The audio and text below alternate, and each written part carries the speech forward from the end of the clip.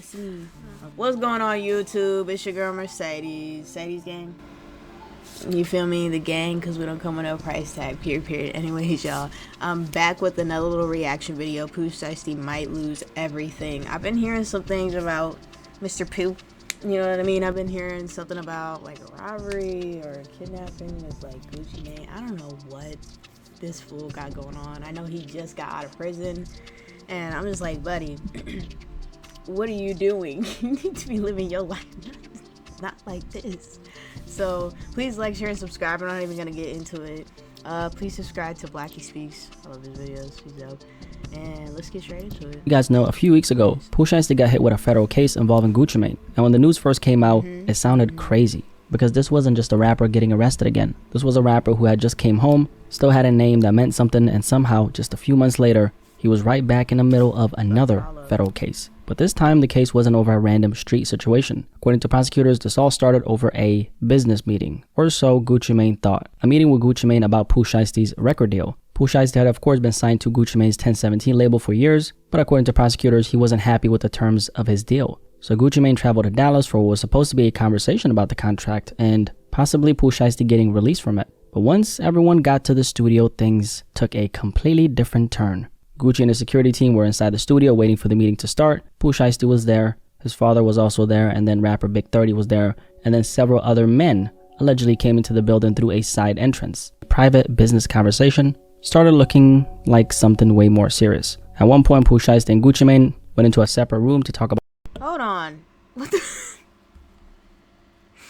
They all dressed in black, it looks like they all got like ski masks on and everything. Yeah, this was definitely more than just a fucking meeting. And then Pooh Shiesty pulled out paperwork and tried to get Gucci to sign that paperwork so he can get released from his contract. And then later on, Pooh Shiesty grabbed an AK style pistol and pointed it at Gucci Mane while demanding that he sign this paperwork. Now these are of course allegations, but it's a federal case, convicted in this particular case. But prosecutors are saying that Gucci Mane was forced to sign the paperwork at gunpoint and that someone recorded him saying he was releasing Pooh Shiesty from the contract. That's obviously not how things work, but this is what he did. So legally that doesn't do anything in this case, right? Somebody signs a contract while a gun is pointed at them. That's not a real business agreement. That's coercion. And this is when our conversation about Pooh Shiesty's record deal came into the equation. Because if Pooh Shiesty really had issues with his contract, that part by itself isn't crazy. A lot of artists, but specifically rappers, go through that.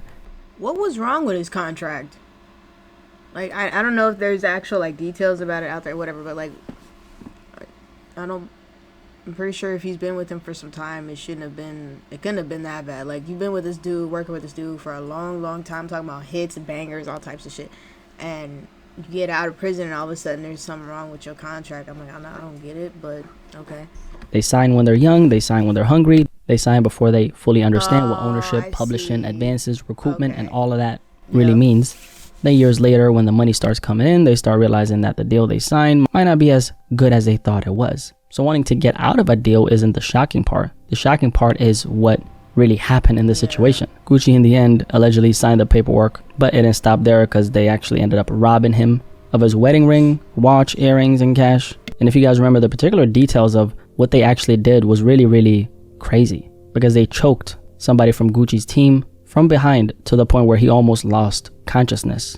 And it was also interesting how some of the stolen items had Apple AirTags attached to them. Maybe Gucci Mane in the end was thinking that something might happen if I go into this business meeting, right? I don't really know. But that later helped investigators track where some of those items went. And of course they had surveillance footage, cell phone data, license plate reader data, hotel footage, rental car records, fingerprints, social media posts, and electronic monitoring data. Now the biggest issue in this particular situation for Pooh Shiesty is that he was already a convicted felon who had been released early from federal prison and placed on home detention. Back in 2022, Pooh Shiesty was sentenced to 63 months in prison after pleading guilty in a firearms conspiracy case. So by the time this Gucci Mane situation allegedly happened, he was already under federal supervision and wearing an ankle monitor. And according to prosecutors, the ankle monitor actually placed him at the studio. And before that, during the height of his blow-up, he had already been connected to multiple legal situations. There was, of course, the South Florida strip club shooting where he was accused of firing a gun and hitting a security guard in the ankle after what reportedly started as a meetup involving shoes, marijuana, and a rented green McLaren. And eventually, Pooh Shiesty pleaded guilty to a federal conspiracy charge and got sentenced to a little over 5 years. And by late 2025, he was out on home detention. So this was supposed to be his second chance. People still cared about Pooh Shiesty, but then he ended up in the middle of another federal case. So when Pooh Shiesty was released, he had a bunch of conditions. He wasn't allowed to have weapons. He wasn't supposed to be around people with weapons and gang members and all that stuff. And he was supposed to stay within the limits of his home detention. Now let's talk about some of these latest updates, because Pooh Shiesty's case is now officially moving forward. A trial date has been set for July 6th.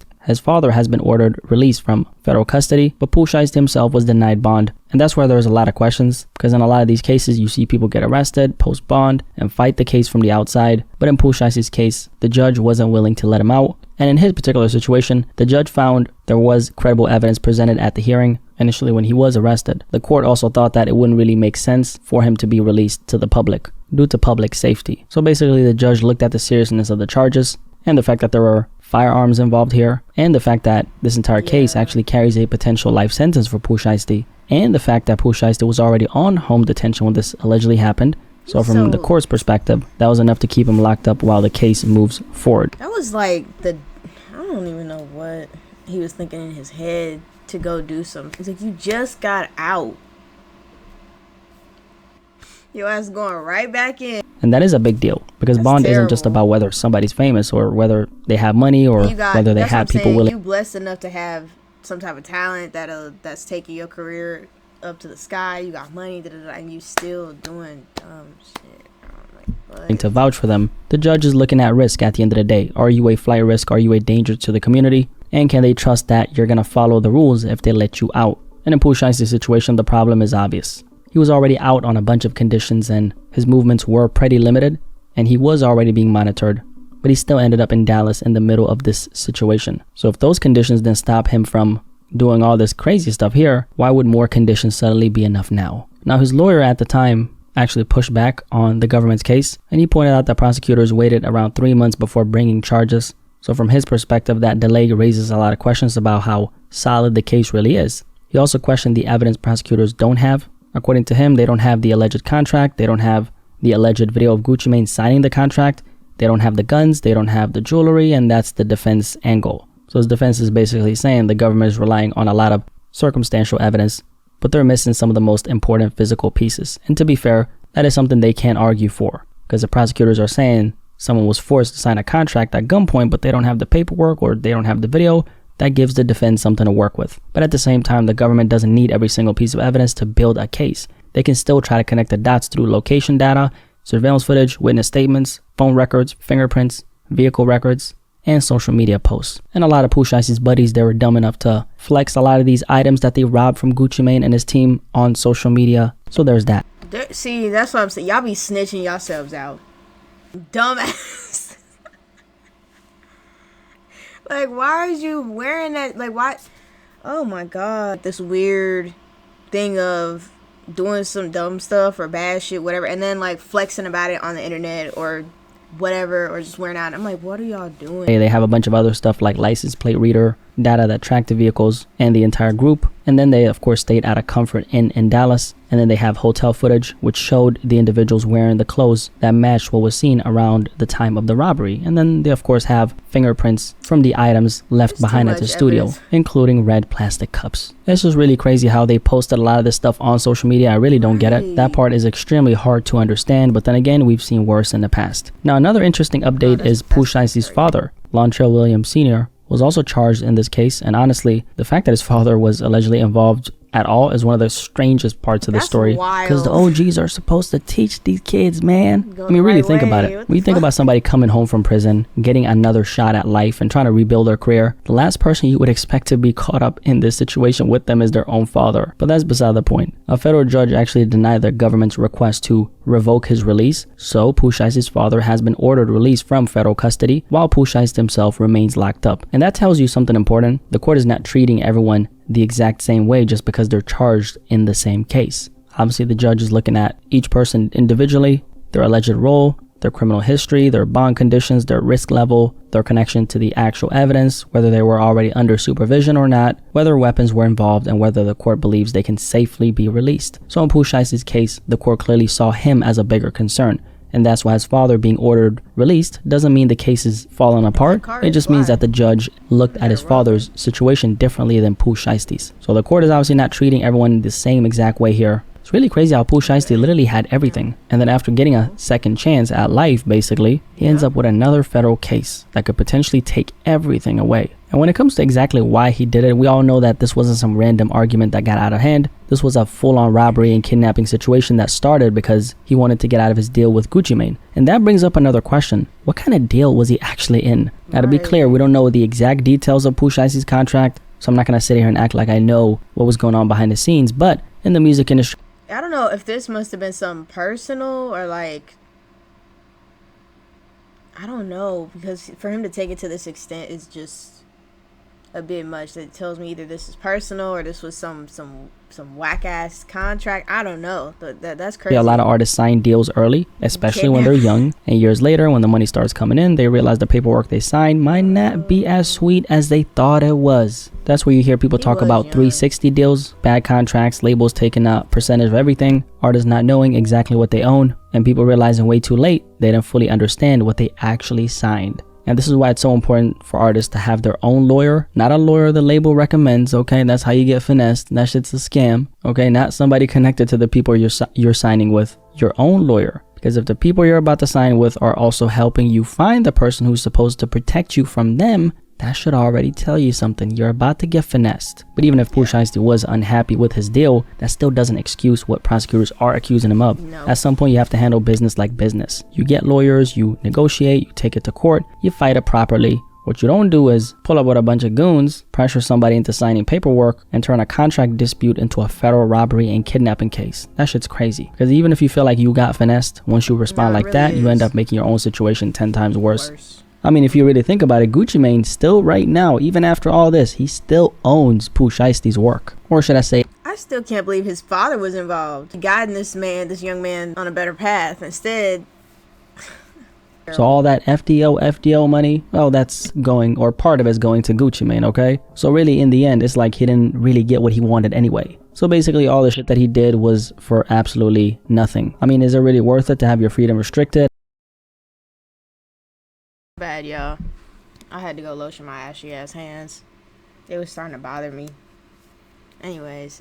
Can't run up a bag in the outside world and make a bunch of moves. And that's what this story really shows. That street mindset and mentality can get you noticed. It can help you feed into a certain image that you might be trying to build. And it can give you a certain edge from a certain perspective, right? But when you bring that same mindset into business, it can destroy everything because business has its own kind of ruthlessness. And I remember 50 Cent actually explained this perfectly in an interview. He basically said there are people in the business world who are way more ruthless than people in the streets. There's more ruthless people in the business world than in the street. You know, like they just have subtlety to their tactic. How they do things is more, it's not confrontational. They just don't do it with guns. They do it with paperwork. They do it with contracts. They do it in a suit and tie. And that's the part a lot of people don't understand. The business world can rob you too. But the difference is if someone robs you through a contract, you can't respond like you're still in the streets. You have to be smarter. You have to build a team. You have to learn the game. You have to put people in positions to protect you. And that's where a lot of artists mess up. They might get the money, they'll get the fame, and they'll get a bunch of people around them, but they still don't really have systems in place to protect themselves. I remember hearing something about Taylor Swift, where it's been said that she basically has people watching over the people she hired. And that might sound extreme, but it makes a lot of sense. Because once you reach a certain level, it's not enough to just hire one person and hope everything is being handled properly.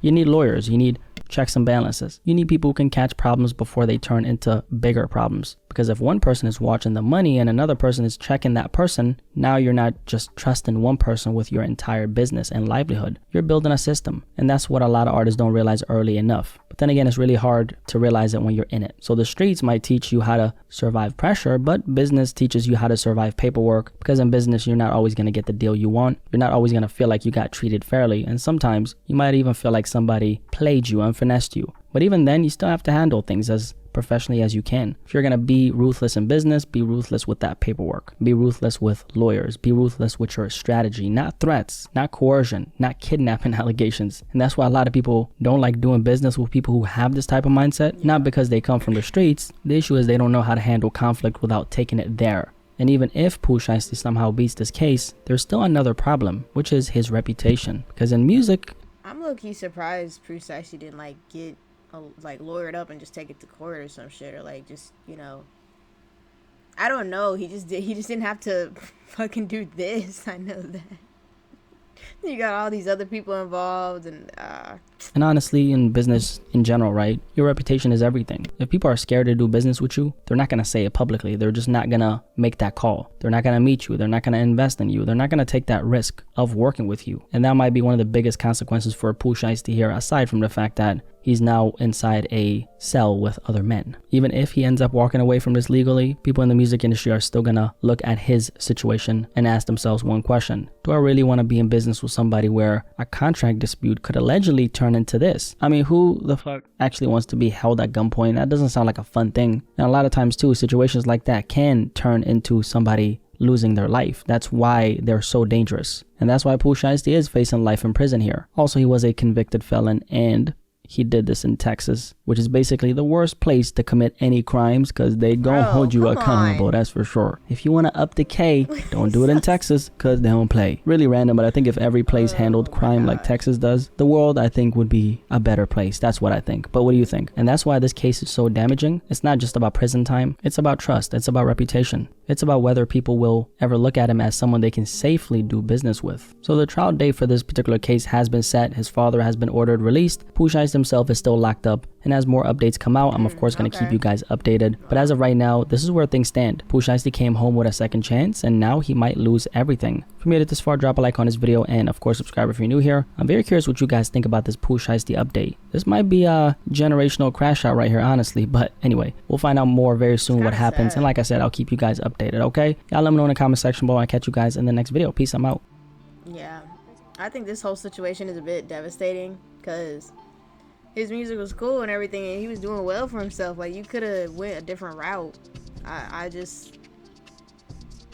And then you went to jail, and then you had a second chance to come out and become better, and then for some reason you just, I don't know. Shiesty is the perfect example of potential with no purpose. I hate to see it. Oh man, he could have done so much better for himself. Some people hate being free. Dude had a lot going for him, and he blew his shot at redemption. Yep. He pisses me off though in a way that that really disappoints me. Like, you really just threw it all away just because some bullshit contract? I'm not surprised by this whole update at all. I'm not. I've actually been kind of curious, especially with him and Lil Durk. I know the last thing I heard about Lil Durk was like something about certain people, a bunch of people just didn't show up, or he didn't have the support that he thought he would have. I don't know, but know what you guys think in the comment section below. Please like, share, and subscribe, and send me any other videos you want me to react to at Mercedes5_. And I'm gonna catch y'all in another mother freaking video. Deuces.